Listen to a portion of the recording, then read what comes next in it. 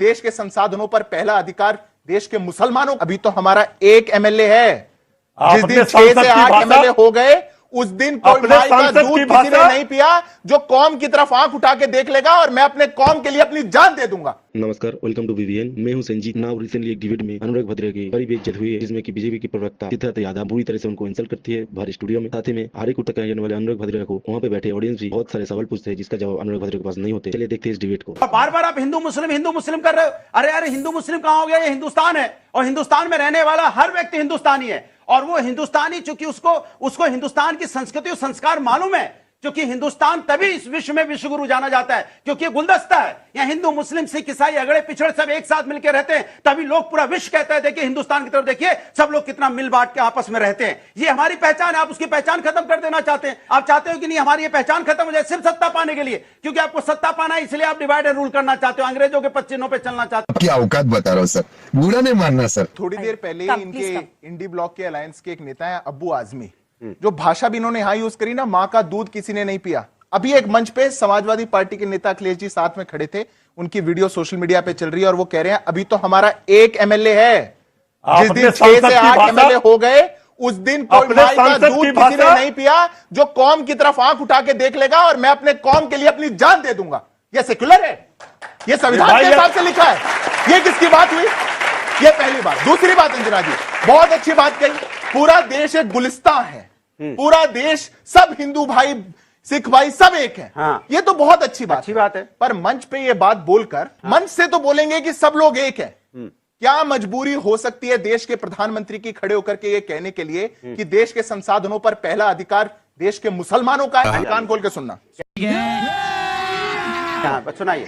हाँ, अच्छा इसका जवाब minorities, particularly the ये particularly the Muslim minorities, ये शो पे बोला पूरा वीडियो सुनाइए, पूरा सुनाइए, पूरा सुनाइए, अंजना जी पूरा सुनाइए तब ना पूरा। ठीक है, we have to devise innovative plans to ensure that minorities, particularly the Muslim minority, are empowered to share equitably in the fruits of development. अब बताइए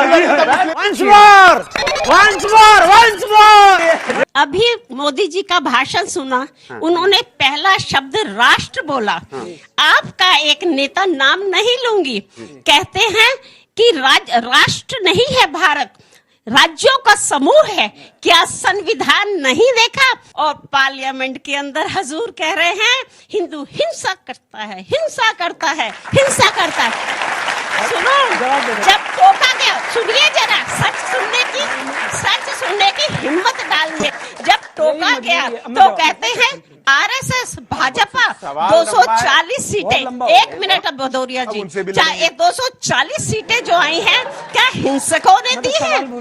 सवाल ही भूल गए, आपका इतना लंबा हो गया सवाल। मैं बोल रहा हूँ पहले का भूल जाते हैं। अरे तो उनको सम्मान ही तो दे रहा हूँ। पाकिस्तान में छोटी छोटी बच्चियां उठा ली गई, मौलानाओं ने निकाह पढ़ा दिया बड़ी उम्र की, वो हिंदू थी। बांग्लादेश के अंदर, सुनिए, बांग्लादेश के अंदर जो हालत है हिंदुओं की, वो भारतवंशी है, भारत से संबंधित है। एक और बात बहुत सम्मान करते हैं मैम, आप मेरा सम्मान बात कर रही हैं, आप बैठ जाइए। सम्मान नहीं चाहिए, बहुत सम्मान कर रहे हैं आप, ऐसी बात बीच में ना बताऊं कि मोदी जी ने क्यों राष्ट्र किया। राष्ट्र करके आप जैसे राष्ट्रवादी लोगों को मूर्ख बना के अपने बच्चों को किसी को बीसीसीआई में भेज दिया, किसी को 100 करोड़ का माल कमवा दिया, किसी को सांसद बना दिया, किसी को मुख्यमंत्री बना दिया। उनका प्रश्न ये था कि क्या आपने कहा कि आप लोग मूर्ख बन गए, आप जैसे राष्ट्रवादी, उनका प्रश्न ये था कि ऐसे मूर्खों ने, जिन्हें हिंदू हिंसक कहा जाता है, क्या उन्होंने 240 सीट दे दी बीजेपी को और आप सेंचुरी से भी कम पे रहे? एक बात क्या होता है कि सीरियस क्वेश्चन नहीं, सीरियस क्वेश्चन है, बिल्कुल सही बात है। सीट्स आपको जीतनी है, बिल्कुल ठीक बात। 99 वर्सेस 240, इस पर उनका प्रश्न था। वो कैसे हो रहा है? मतलब सारे लोग यूट्यूब से बैठ के लोग वोट कर दे रहे हैं बीजेपी के लिए। तो नहीं, 236 ये सच बात है। आप कहाँ फंस रहे हो? नहीं, एक मिनट रुकिए। देखिए, ये तो बिल्कुल सच बात है कि भाई संसाधन का महत्व होता है चुनाव में। 8,000 करोड़ रुपए इलेक्ट्रल बॉन्ड से आया है इनके पास। चूतिया लिखा है क्या? कास्ट सेंसस अगर आप कराएंगे तो कास्ट सेंसस जिन पे हो रहे हैं उनके रिजल्ट्स क्या उनको दिखेंगे? ठीक। सत्याग्रह का मतलब सत्ता के रास्ते को कभी मत छोड़ो।